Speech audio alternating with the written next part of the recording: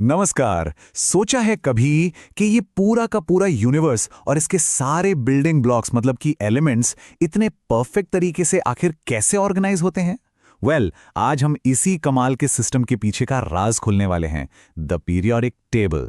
तो चलिए इस कॉस्मिक ब्लूप्रिंट को साथ मिलकर डिकोड करते हैं। जरा इमेजिन कीजिए, अगर आपको बोला जाए कि पदार्थों के पूरे यूनिवर्स को सॉर्ट करना है, कहां से शुरू करेंगे? सोच में पड़ गए ना? बस यही एक बहुत बड़ी चुनौती थी उस दौर के साइंटिस्ट के सामने। बिल्कुल केओस ही केओस। 19वीं सेंचुरी तक सोचिए, 118 से भी ज्यादा एलिमेंट्स मिल चुके थे और हर एक की अपनी अलग एकदम यूनिक पहचान, अलग प्रॉपर्टीज, मानो एक बेतरतीब भीड़ खड़ी हो। अब इस कियोस्क को काबू में लाने के लिए और इन सब एलिमेंट्स को ठीक से समझने के लिए एक सिस्टम, एक ऑर्डर की बहुत बहुत जरूरत थी। तो आज का सफर कुछ ऐसा रहेगा। पहले हम दी एलिमेंटल पजल को समझेंगे, फिर चलेंगे अर्ली क्लूज और पैटर्न्स की तरफ। इसके बाद आएगा मेंडलीव्स जीनियस लीप, फिर एक मॉडर्न अरेंजमेंट और आखिर में हम इस पूरे ग्रिड को डिकोड करना सीखेंगे। तो आइए शुरू करते हैं दी एलिमेंटल पजल से। सवाल सीधा सा है, आखिर इतने सारे एलिमेंट्स जिनके गुण कहीं मिलते जुलते हैं तो कहीं बिल्कुल अलग, उन्हें क्लासिफाई करने के लिए एक सिस्टम की जरूरत ही क्यों पड़ी? तो इस एलिमेंटल केओस में ऑर्डर लाने की कोशिश शुरू कैसे हुई? यही है हमारी कहानी का अगला पड़ाव, अर्ली क्लूज एंड पैटर्न्स। देखिए, ऑर्डर की ये खोज ना धीरे धीरे आगे बढ़ी। सबसे पहले 1817 में जोहान डोबरेनर आए अपने ट्रायड्स के कॉन्सेप्ट के साथ। फिर लगभग 50 साल बाद 1865 में जॉन न्यूलैंड्स ने लॉ ऑफ ऑक्टेव्स सजेस्ट किया। और फिर 1869 में वो बड़ा ब्रेक थ्रू हुआ जब डिमिट्री मेंडलीव ने अपनी पहली पीरियोडिक टेबल दुनिया के सामने रखी। डोबेराइनर का आइडिया बड़ा सिंपल सा था। उन्होंने एलिमेंट्स को तीन तीन के ग्रुप्स में रखा, जिनको नाम दिया ट्रायड्स। अब इन ग्रुप्स में खास बात ये थी कि बीच वाले एलिमेंट का एटॉमिक मास बाकी दोनों के मास का आमतौर पर एवरेज निकलता था। ये एक बहुत बड़ा क्लू था कि भाई इन एलिमेंट्स के बीच कोई ना कोई मैथमेटिकल कनेक्शन जरूर है। हाँ, लेकिन दिक्कत ये थी कि ये सिस्टम बस कुछ गिने चुने एलिमेंट्स पर ही काम कर रहा था। उसके बाद आए जॉन न्यूलैंड्स और वो संगीत से काफी इंस्पायर्ड थे। उनका लॉ ऑफ ऑक्टेव्स ये कहता था कि अगर आप एलिमेंट्स को उनके बढ़ते एटॉमिक मास के हिसाब से अरेंज करें तो हर आठवां एलिमेंट पहले वाले की प्रॉपर्टीज को रिपीट करता है, बिल्कुल बिल्कुल संगीत के सारे गामा सुरों की तरह। और ये पहली बार था जब किसी ने एक रिपीटिंग यानी कि एक पीरियोडिक पैटर्न को नोटिस किया था। लेकिन फिर सीन में एंट्री होती है उस इंसान की जिसने सब कुछ बदल कर रख दिया, मेंडलीव्स जीनियस लीप। ये वो अनोखा ब्रेक थ्रू था जिसने क्लासिफिकेशन को सिर्फ एक लिस्ट से बदलकर प्रिडिक्शन यानी भविष्यवाणी करने वाले एक पावरफुल टूल में बदल दिया।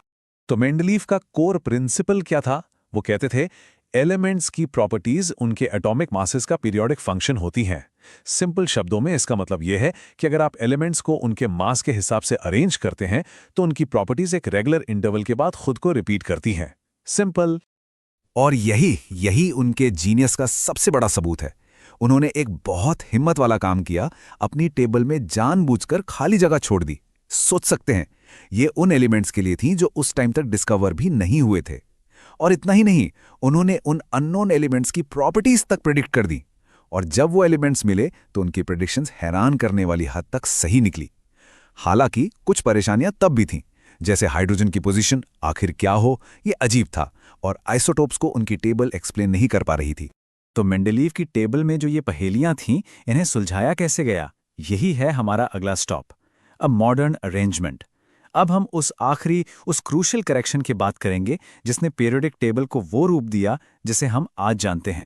तो एक बार फिर से याद करते हैं, मेंडलीव का लॉ किस चीज पर बेस्ड था?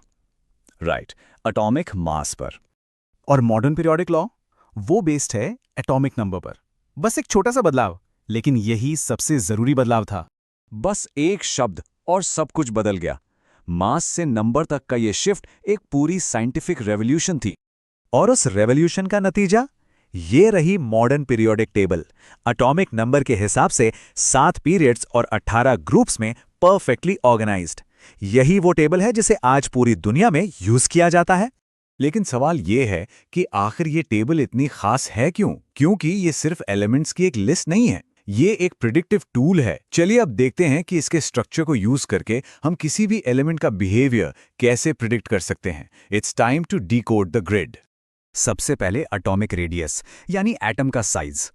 इसे ऐसे समझिए, जब हम एक पीरियड में लेफ्ट से राइट जाते हैं तो एटम का साइज छोटा होता जाता है।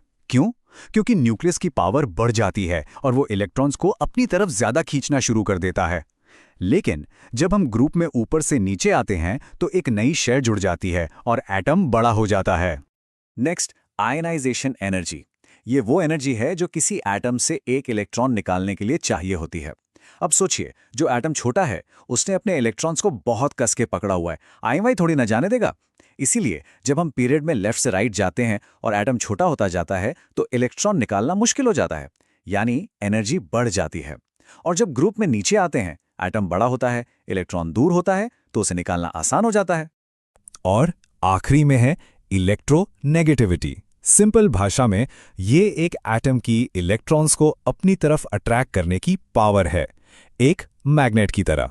तो जब हम पीरियड में राइट की तरफ बढ़ते हैं, एटम्स की ये इलेक्ट्रॉन हंगर बढ़ती जाती है, उनकी खिंचाव की ताकत, उनकी इलेक्ट्रोनेगेटिविटी बढ़ जाती है।